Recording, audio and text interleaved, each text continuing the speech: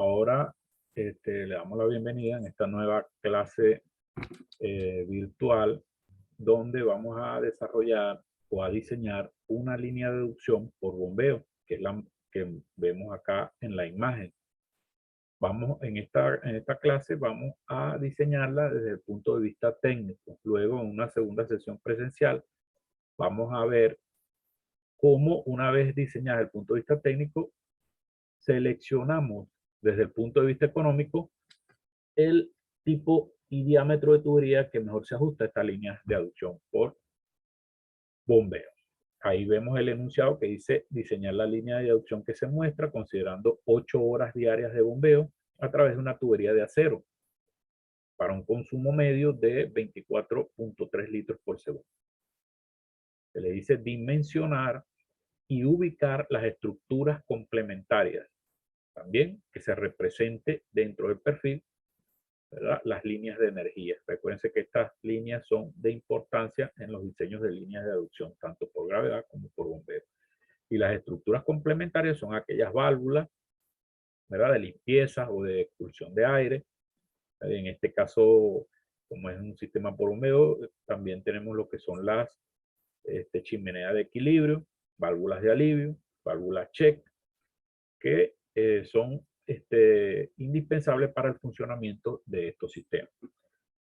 Vemos que aquí, en el punto inferior izquierdo, tenemos el tanque de donde vamos a impulsar, y vemos la bomba o el sistema de bombeo, vamos a impulsar el agua hasta hacerlo llegar a este segundo estanque que vemos acá. Lo primero que debemos hacer entonces es determinar lo que es el caudal de diseño. En líneas de aducción por gravedad es el caudal máximo diario.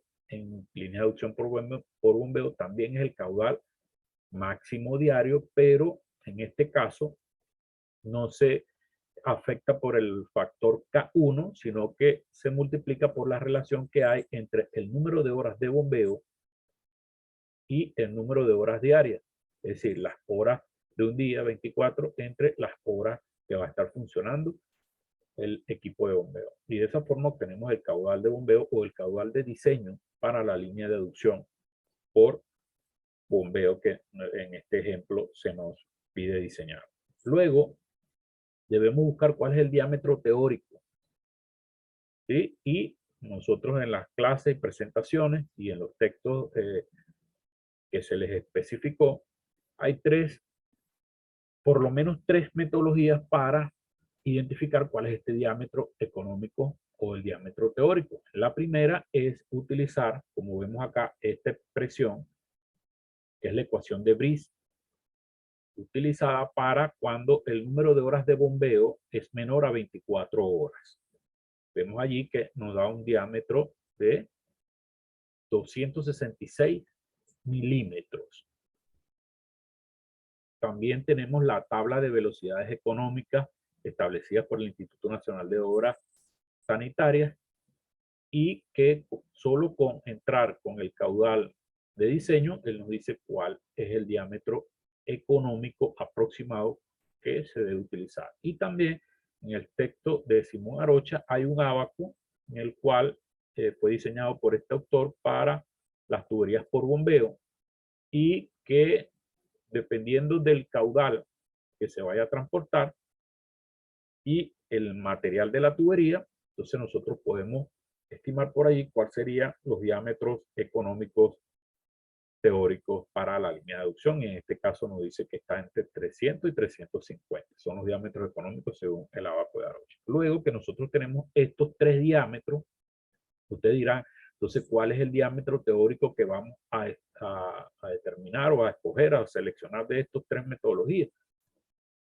El común entre los tres sería 300 milímetros. Fíjese que está aquí por Simón Arocha, está acá por el Instituto Nacional de Obras Sanitarias y por la ecuación de Brice es 266 milímetros, pero no hay un diámetro económico de 266. Quiere decir que lo podemos aproximar a 300. Entonces, el diámetro económico patrón, como lo especificamos acá, entonces será 300 milímetros.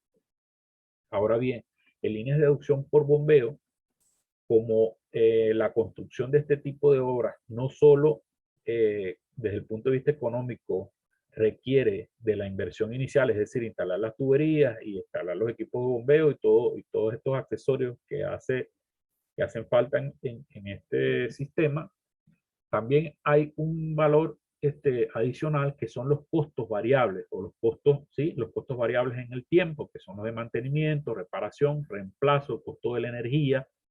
Entonces, por lo tanto, debemos hacer un análisis económico de los posibles diámetros que pueden instalarse en esta línea de aducción.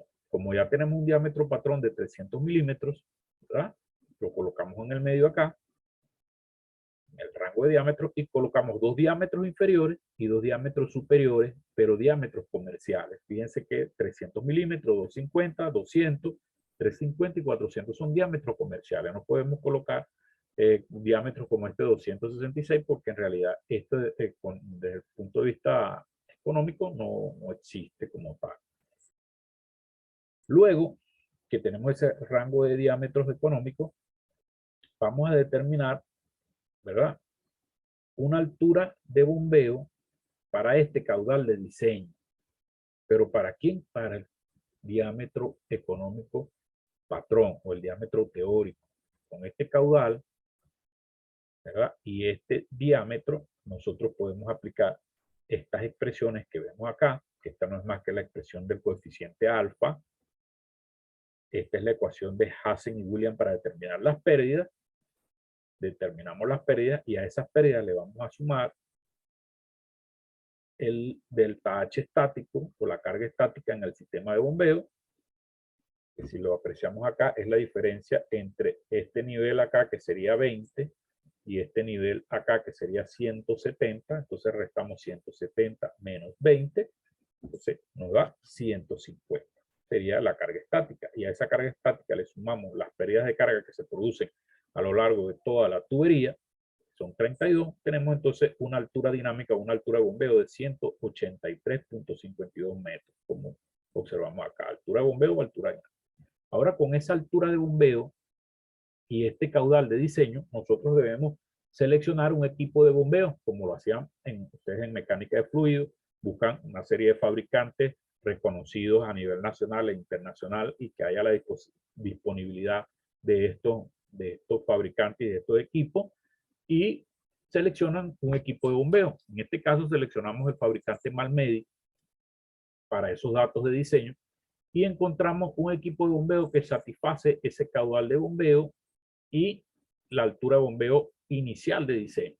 Vemos un equipo de bombeo multietapa, 3, quiere decir que es como si tuvieran 3 equipos colocados en serie para ganar altura, porque fíjense que se requiere bastante altura, y ese equipo tiene una eficiencia de 75%.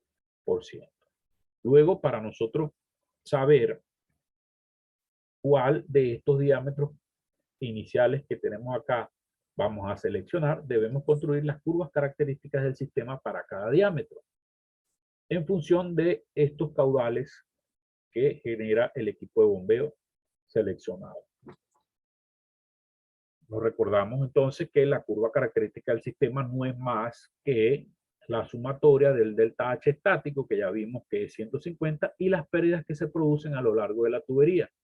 Pero esas pérdidas van a ir variando en función de los caudales.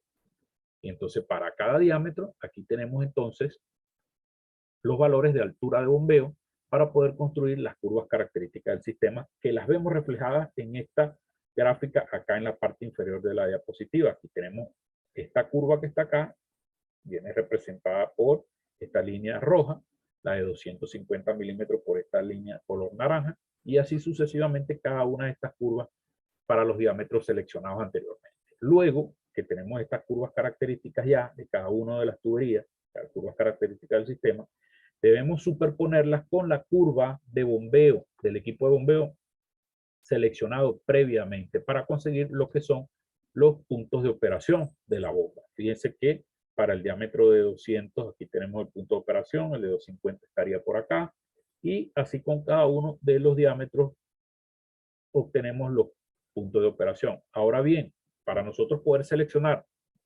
acá cuál diámetro de estos cumple con el caudal de bombeo, vamos a colocar allí esa línea punteada nos especifica el caudal de diseño, que es 72.9 litros por segundo. Quiere decir que los puntos de operación que estén al lado izquierda de esta línea, hacia acá, no van a ser tomados en cuenta, mientras que los que están del lado derecho sí van a ser tomados en cuenta, porque sí garantizan que va a bombear ese caudal que se requiere de 72.9. Sin embargo, este punto de operación que vemos acá con la tubería de 250 genera un caudal de aproximadamente 66 litros por segundo. Entonces, los equipos de bombeo que nosotros seleccionemos, esos equipos de bombeo pueden enviar aproximadamente entre el 10 o el 20% más o menos del caudal de diseño. Es decir, que si usted le quita el 20% a 72.9, que es el caudal de diseño, entonces va a tener un caudal de 60. Quiere decir que el equipo de bombeo que usted seleccione puede enviar 60, pero este que nosotros hemos seleccionado, entonces aquí envía 66, sí cumple. Y los que están a la derecha, si usted le saca el 72% a el 20% a 72.9, eso da aproximadamente 87 litros por segundo. Quiere decir que este punto de operación cumple porque está entre 72 y 87. Este señor que está acá está en 82, entonces está entre 87 y el 72.9. Y este último que está acá sí está muy próximo a lo que es el 87, por lo tanto, entonces este se descarta entonces la tubería de 400 porque está por encima de los 20% del caudal de diseño, y se descarta la tubería de 200 porque está muy por debajo de lo que es el 20% por debajo del 72.9, que es el caudal de diseño. Entonces, esos dos diámetros se descartarían. Entonces, desde el punto de vista de caudal, solo nos quedarían 3 diámetros. De los 5 diámetros preseleccionados anteriormente, solo ahora tenemos, ya eso se reduce a 3. Y esos 3, señores, son 250, 300 y 350 milímetros.